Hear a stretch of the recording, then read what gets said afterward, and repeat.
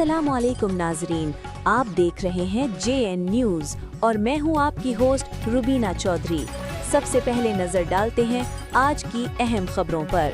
खबर शामिल करते हैं शहर कराची से हमारे bureau chief Ashraf Ali Khokhar. Pakistan ranger Sindh ने खुफिया मालूमात की बुनियाद पर कार्रवाई करते हुए कराची के इलाके सुपर मार्केट लियाकताबाद से भत्ताखोरी में मुलविस 3 मुलजमान मोहम्मद इकबाल और पप्पू, वालिद इमामुद्दीन, मोहम्मद मेराज, वालिद नसीरुद्दीन और बाबर खान बंगिश, वालिद जहीर खान बंगिश को गिरफ्तार कर लिया। तफसीलात के मुताबिक गिरफ्तार मुलजमान सुपर मार्केट लियाकताबाद के इलाके में रोजाना की बुनियाद पर मुख्तलिफ दुकानदारों और ठेले वालों से यौमिया तकरीबन 4 लाख रुपए भत्ता वसूल करते थे।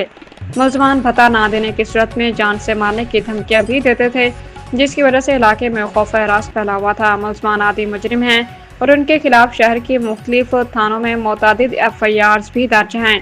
गिरफ्तार मुलजमान के साथियों की गिरफ्तारी के लिए छापे मारे जा रहे हैं। गिरफ्तार मुलजमान को मजीद कानूनी कार्रवाई के लिए पुलिस के हवाले कर दिया गया।